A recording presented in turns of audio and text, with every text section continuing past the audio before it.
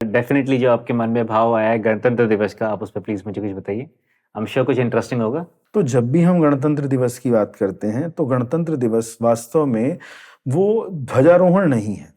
अगर वो सिर्फ ध्वजारोहण ही है तो फिर इस विषय पे चर्चा करने की भी आवश्यकता नहीं है।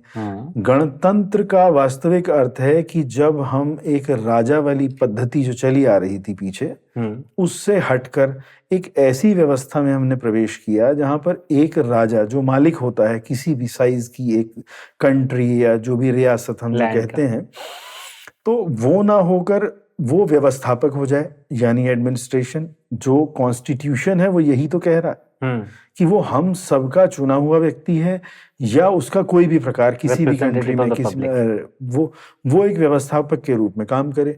अब आज एक सबसे बड़ी व्यवस्था जो बिगड़ चुकी है वो ये है कि जो भी व्यवस्थापक खड़ा किया जाता है वो अपना अधिकार समझने लगता है। अब उस अधिकार समझने वाली व्यवस्था जो रियासत की थी वहां से हटकर हम पहुंचे कहां पर कि भाई हम गणतंत्र की बात करें, जहां सबके लिए एक बात हो। अच्छा, जो कायदे कानून उस वक्त बनाए भी गए थे, जो आज से 70 साल पहले बनाए गए, 75 साल पहले बनाए गए, तो वो सब जब बनाए गए तो बनाए भी इसी हिसाब से गए थे कि हम वो व्यवस्था की बात करें जो उस वक्त की जरूरत है। और उस वक्त उसमें कहीं ना कहीं कुछ ऐसा था कि मतलब समय आने पर इनमें तब्दीलियां भी होंगी, कुछ ना कुछ तो हैं वो चीजें उसमें डली हुई। मगर हम क्योंकि एजुकेशनली समझ के साथ उतना आगे तो बढ़ नहीं पाए और हम वहीं पर खड़े रह गए और हम उसी पुराने कट्टे में पड़े हुए सामान को ढोते रहे, ढोते ढोते वो कट्टा यानी बोरी जो कहते हैं हम, और वो ढोते रह गए और समय के साथ वो कट्टा कमजोर पड़ गया। सामान वही था, कट्टा ही फट रहा है और सामान गिर रहा है उसमें से।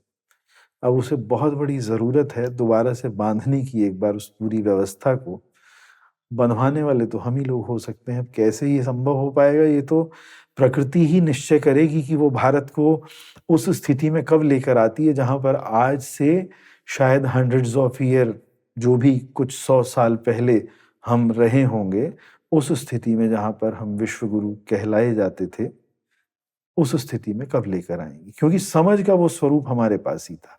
भारत इस शब्द की भी व्याख्या की जाए तो इसका उत्तर मिलता है। आई थिंक ऐसे संवादों से शुरुआत हो ही चुकी है, मेरे मानना है। बिकॉज जब हम आपस में ऐसे डिस्कशंस करेंगे, ऐसे थॉट्स एक्सचेंज करेंगे, इन मुद्दों पे बात करेंगे, तो डेफिनेटली ऑडियंस और people will get aware about those things, and वो इन चीज़ों पे फिर आगे बात करेंगे और समाज में परिवर्तन आएगा। समझना ही चाहिए। आज इस विषय पे मैं 10-15 मिनट बात जरूर करना चाहूंगा। आज जब हम बात कर रहे हैं गणतंत्र दिवस की, तो मैंने अभी आपसे कहा अधिकार समझने लगा है, यानी कि वो हमारी मिल्कियत हो गई। जिस जगह के ऊपर हम 5 साल के लिए बैठते हैं, हमें वो अपनी मिल्कियत हम समझने लगते हैं उसको। अब मिल्कियत समझने लगते हैं, अधिकार समझने लगते हैं, तो हम उस भाव से जो हम शपथ लेते वक्त कहते हैं, उस भाव की कहां पर हमें वो खड़ा हुआ दिखाई दे रहा है। और जितने भी कायदे कानून हैं, अगर उनका गहराई से अध्ययन किया जाए तो वो लागू नहीं हो रहे हैं उस प्रकार के लोगों के ऊपर, उनके चहेतों के ऊपर, उनके संरक्षित लोगों के ऊपर वो नहीं होते हैं। अपवाद स्वरूप हर जगह लोग मिलेंगे, ऐसा बिल्कुल नहीं है। मतलब ये मैं कोई आज के पर्यवेक्ष में नहीं कह रहा हूं, मैं तो जब से मैं देख रहा हूं, मैं तभी से इस बात को कर रहा हूं। आज के पर्यवेक्ष में बिल्कुल नहीं कह रहा हूं। हाँ, मतलब एक जनरल बात है। मतलब I am not talking about a person, I am not talking about any kind of party और एनीथिंग। मगर जो भी प्रशासक के रूप में, अधिकारी के रूप में बैठता है, उसके तेवर अलग हो जाते हैं। आप एक बात नोट करते होंगे कि जब कोई व्यक्ति आपसे वोट मांगने आता है तो उसके आने का तरीका क्या होता है, और जब वो व्यक्ति पदासीन होता है तो उसके 3 से 4 महीने में जो उसको प्रैक्टिस मिलती है, उसके बाद उसका आपको ट्रीट करने का तरीका क्या होता है। जिससे वो हाथ जोड़कर मांग रहा होता है, उसमें से ही कुछ ऐसे व्यक्तियों के साथ वो कैसा व्यवहार कर रहा होता है, जैसे वो एक शासक हो। और किस प्रकार का शासक, जिसकी वो अपनी संपत्ति है। जबकि वास्तव में we are manager for this thing, administrator.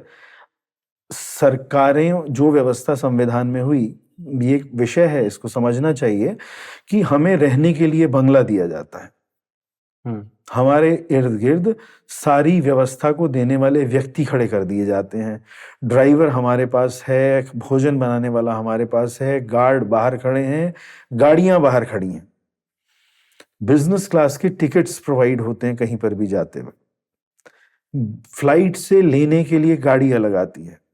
ये सब व्यवस्थाएं किस लिए दी जाती हैं? कि हम एरोगेंट हो जाएं, या इसलिए दी जाती हैं कि हम अपने जीवन की उन व्यवस्थाओं को भूलकर, जो व्यवस्थाएं करने के लिए हमारा मन, यानी सबका मन, एक आम व्यक्ति का मन अपने जीवन में कार्य करता है, वो सब उनको दे दिया गया। अब आप सिर्फ वो काम करो जो वो करने जैसा है कि आप सब लोगों का ध्यान रखो। जिस कार्य के लिए आपको अधिकृत किया गया, आप वो कार्य करें, ना कि अपनी व्यवस्थाओं की चिंता करें। आप निश्चिंत हैं, और उसके बाद तक की आपकी व्यवस्था है कि आपको पेंशन स्वरूप, और कहीं आप ऐसे ओहदों पर हैं तो आपको सिक्योरिटी तक, जीवन के लास्ट तक मिलती रहती। तो वो सब चीजें तो दे दी गई। या तो आपका अपना कोई व्यापार है तो वो होता रहे, वो तो समझ आता है, मगर हम कर क्या रहे हैं? हमें एरोगेंस किस बात का है कि मैं जीत गया? मगर किसने जिताया? उस बच्चे के सिर पर जाकर हाथ तो रख के देखो कब, जहां से वोट लेकर आए। जब वो स्पिरिचुअली इवॉल्व हो जाएंगे तो आई थिंक ये अहंकार तब खत्म हो जाएगा, और जब वो इवॉल्व होंगे तो प्रोसेसेस, डिस्पैरिटी भी खत्म हो जाएगी, बिकॉज कहते हैं इंडिविजुअल वो उसमें काम करना शुरू करेंगे। मैं इसमें एक बात आपसे जरूर कहना चाहूंगा कि ये सफर में इस प्रकार के मन उतना आगे बढ़ चुके होते हैं कि आध्यात्मिकता की परिभाषा वहां पर कथा वार्ता ही होकर रह जाती है। जो वास्तविक आध्यात्मिकता है कि हम समाज के हर वर्ग के लिए काम करें, वास्तविक आध्यात्मिकता तो ये है। विशेष तौर पे उन लोगों के लिए काम करें जिनके सिर पर हाथ रखने से ही उनके दिलों में चैन पड़ता है। आप यकीन मानिए, जब कोई ओहदेदार व्यक्ति कहीं जाकर कुछ बोलकर आता है ना, तो जनता वैसे ही खुश हो जाती है, ताली बजाने लगती है, वहां पर वो काम हो या ना हो। इतने भोले मन हैं वो, और वो फिर भूल जाते हैं कि क्या हुआ था हमारे साथ। आप समझना, आधी से ज्यादा आबादी उसी स्तर पे जी रही है। बिल्कुल, प्रेम करना चाहिए उनसे, उनको देने का भाव होना चाहिए, और दे वही लोग सकते हैं जो चला रहे हैं। मैं सिर्फ एक बात कहना चाहता हूं कि हम अधिकारी न बने, हम अधिकृत व्यक्ति बने। हमें सारी सुख सुविधाएं दी जाती हैं सिर्फ इसलिए कि हम उसकी चिंता ना करके हम वो काम करें जो करने के लिए हमें अधिकृत किया गया है। और अगर हम ऐसा नहीं कर सकते तो हम फिर इस स्थिति में, इस व्यवहार में ना ही आए तो ज्यादा अच्छा है, क्योंकि है तो ये सेवा का भाव। मगर हाँ, इसमें अब कोई व्यापारिक घराने से आना चाहे, या कोई बहुत बड़ी जॉब से अगर आ रहा है, किसी भी व्यवहारों विषयों से होकर आ रहा है, और वो आना चाहे, तो वो अपना व्यापार तो करेगा ही, मगर वो उसका व्यापार अलग है और ये कार्य अलग है। डिवोशन है ये वास्तव में। मगर इसमें जो दिया जाता है वो उस निश्चिंतता के लिए दिया जाता है, सिर्फ कि भाई अपनी चिंता मत कर, उनकी चिंता कर जिनके लिए तुझे खड़ा किया गया। वही हम नहीं कर पा रहे, इसी वजह से ये सब समस्याएं खड़ी हो रही हैं हमें। मैंने एक चीज और मैं इसमें कहना चाहूंगा, हमने स्वामी विवेकानंद का भी एक बार मैंने जिक्र पीछे आपसे किया था। तो स्वामी विवेकानंद क्या थे, उस वक्त उन्होंने क्या कहा? वो एक ऐसे व्यक्ति थे जिन्होंने हमारे देश का प्रतिनिधित्व किया, कहीं जाकर इस प्रकार की जगह पर बोलकर, जहां जाने के बाद उस प्रकार का व्यवहार बना जो सब जगह आज भी रिपीटेशन में कहा जाता है। आज हमें इस व्यवहार को के व्यक्तियों की बहुत ज्यादा आवश्यकता है। आज जरूरत है, वही मैं आपसे बोल रहा हूँ ना, 8th क्लास तक सिंगल सब्जेक्ट हो। हम प्रयास करें इस प्रकार के व्यक्तियों के निर्माण का, व्यक्तित्व के निर्माण की आवश्यकता है। हम सुधार नहीं पाएंगे जो आगे बढ़ चुके हैं अपने जीवन में, क्योंकि परिवर्तन बहुत ज्यादा नहीं हो सकता। बट जितनी भी नई जनरेशन आ रही है, उन सबके व्यक्तित्व का हम निर्माण करें।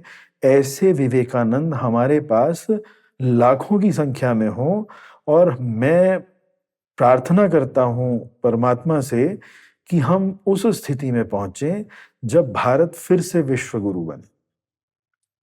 बिल्कुल।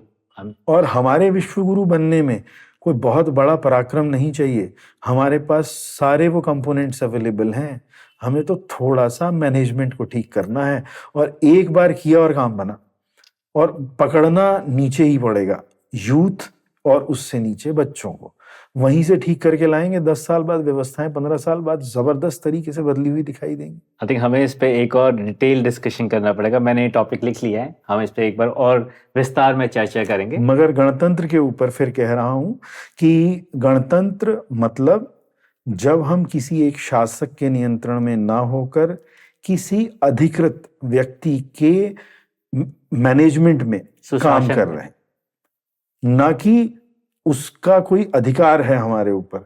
उसका अधिकार अगर हमारे ऊपर है तो वो सिर्फ प्रेम का अधिकार हो सकता है, वो कभी क्रोध से या कभी वैमनस्य से या कभी किसी भी आवेश से अगर किसी के साथ भी पेश आता है किसी भी कारण से, वो हमेशा अस्वीकार्य है, वैसा नहीं होना चाहिए। मतलब उस व्यक्ति के पास प्रेम करने के अलावा कोई मार्ग नहीं होना चाहिए। बिल्कुल उत्तम, आपके उत्तम विचार। एक बार फिर से धन्यवाद संजीव जी अपने विचार हमारे साथ शेयर करने के लिए।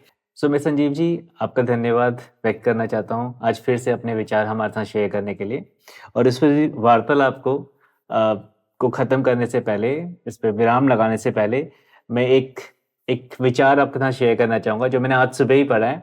जब भी हम कोई फैसला लेते हैं तो हमारे पास एक अपॉर्चुनिटी होती है, या तो हम खुद में बदलाव लाएं या हम समाज में बदलाव लाएं। तो आपके विचार सुन के मुझे लगता है कोई ना कोई तो प्रभावित होगा, और उस प्रभाव से कोई ना कोई प्रभाव या कोई ना कोई बदलाव हमारे समाज में पॉजिटिवली आएगा। धन्यवाद।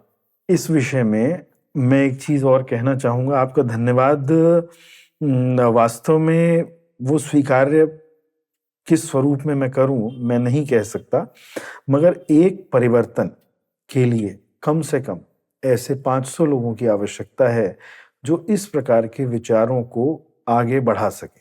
बिल्कुल, मतलब मेरा मन ये कहता है कि अगर इस प्रकार के 500 लोग भी हो जाएं तो ये कब 50 करोड़ में परिवर्तित हो सकता है, उसके लिए कोई विलंब नहीं होगा।